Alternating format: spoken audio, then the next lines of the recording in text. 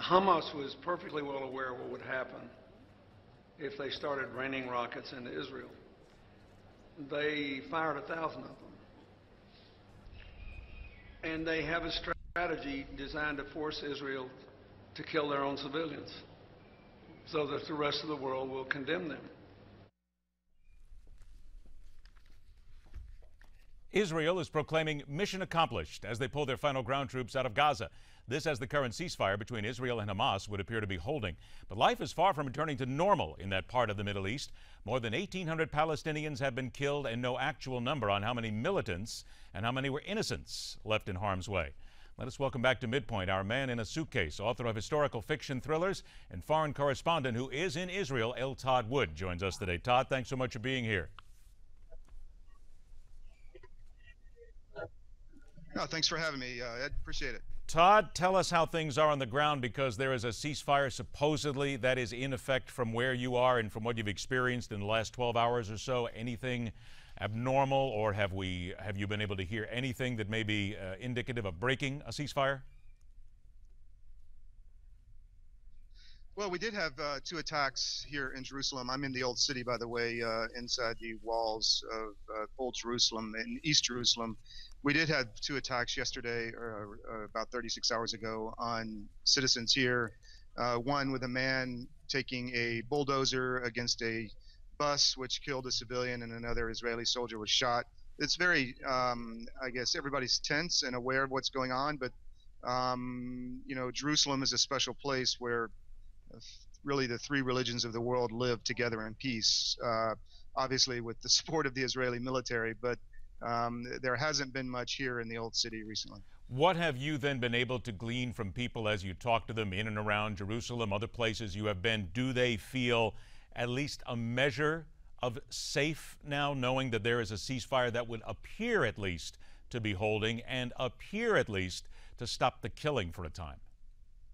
Well, I think the real concern with the Jewish population, the Israeli population, is that they want the job to be finished.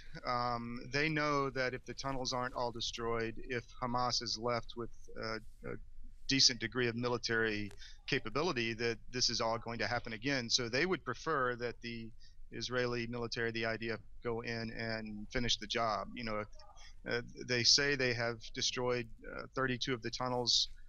They don't know if they've got them all. I mean, that's very concerning to people living near the Gaza Strip and here living near the West Bank, where there's been violence as well. Not as much as in Gaza. There, you know, Hamas doesn't control the West Bank, but there is violence, Palestinian violence, inside the territory of the West Bank. The Palestinian spokesman was hammered pretty hard by a couple of the American networks in the last 24 hours about whether or not they would actually honor this ceasefire. And one of the things that came out of it was where he said that in his belief, and again, this is his words, that there are many Israelis who feel sympathy for the Palestinian people at this moment. Do you glean any of that, knowing full well there has been a long, long history of discourse between the two? But are people there talking about the Palestinian civilians, those people who are suffering? Of course, the Israelis don't like that. They would prefer it not to happen, but they don't feel it's their fault. I mean, when you lob thousands of high-powered rockets into populated areas, as Hamas has done, I mean, that is a war crime. So you don't hear the international press calling it a war crime, but it is. And so, again, the Israelis are saying, we have to protect ourselves, and we have to go in there. And if you hang children on the outside of a hospital where you're storing rockets, you know, that is your problem. We have to destroy people who are trying to kill us, is what they will tell you. What is the reaction then to the world reaction? And I know we've talked about this different times here in the last month or so, but knowing full well that, again, the United Nations, France has now come out and basically called what Israel is doing is the massacre of civilians and calling it a carnage, and this is from one of their close allies in France. So the question would be then, the people themselves, are they getting angrier, knowing full well that no matter what happens, world opinion seems to be lining up against them?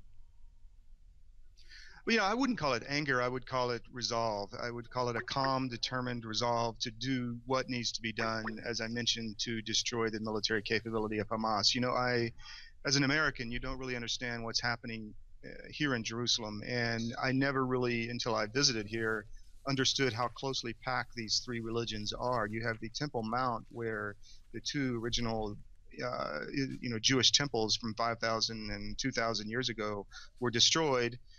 Then you have the Ottomans, who built two mosques on top of that land where the Jews considered God still lives.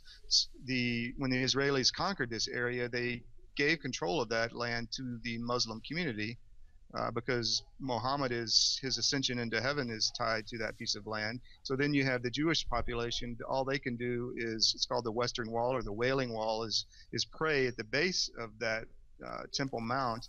And then you have a few hundred yards away where Jesus Christ was crucified and buried. So it's a real religious Molotov cocktail, if you will. But it's fascinating to watch the people inside the city here live in peace. I want our viewers and also you to hear, and there's a couple of things. First of all, a graphic here that you won't be able to see, but our viewers at home will. This is a poll that was taken by Gallup. Americans were asked if the Israeli actions in the current conflict with the Palestinian group Hamas have been justified, and vice versa. Israel's actions against Hamas, 42% said justified. The Palestinians' actions against Israel, 66% said it was unjustified. That is Americans talking here.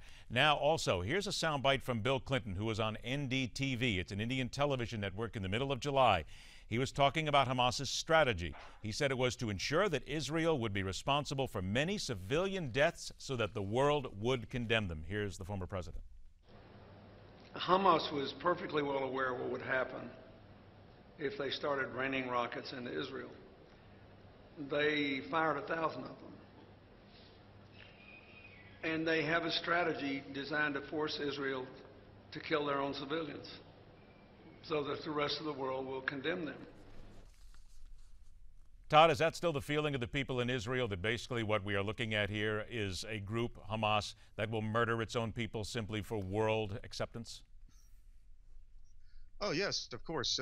That is the view. And I will say also that there is a view against the current administration of, in many ways, supporting Hamas and trying to prevent Israel from defending itself. And if you want to ask about anger, there is anger against the American administration and Kerry's efforts trying to bring Qatar and Turkey into the situation, really against Israel. There's a lot of anger against that whole effort, if you will.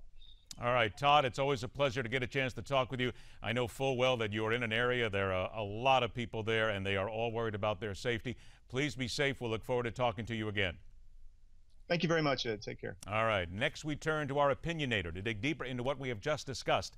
Let's welcome to MidPoint the immediate past president of the Florida Association of Criminal Defense Lawyers, chairman emeritus of the First Amendment Lawyers Association, Jamie Benjamin, joins us in studio. Jamie, thanks for coming in. Thanks for having me. Your daughter, I understand, was supposed to go to Israel this summer. Coincidentally, she was going to take a trip. She just graduated from college at University of Florida, was supposed to go with a group of people to Israel, and would have been there right now. And her mother and I are just so thankful that the trip got canceled for other reasons, and she's not in the midst of this violence that's going on. You know, as a parent, I can't imagine putting a child in a place of danger, so much so that we would feel. And the people there have children that are amongst all of this violence on an everyday basis. I could not imagine how it would be. And here we talk about, and again, we just saw a poll that Americans are talking about what is justified and what is unjustified.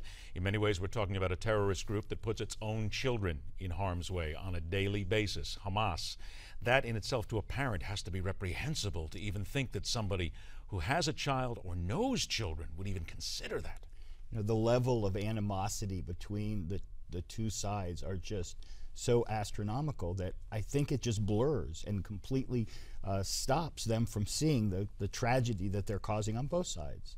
I mean, Israel's, you know, in retaliation, are trying to get rid of tunnels, trying to get rid of the missiles that are raining down upon them, and they're in schools, they're in hospitals. That's where they're getting launched from. So they're trying to do what they're trying to do, and they're causing tragic consequences, secondary effects, because of what they're doing. So on both sides, it's just an enormous tragedy, and my heart goes out to all sides. Do we as Americans need to take a step back and maybe look a little bit closer at what's going on, because we feel so safe so often in where we are and where we're at in the world?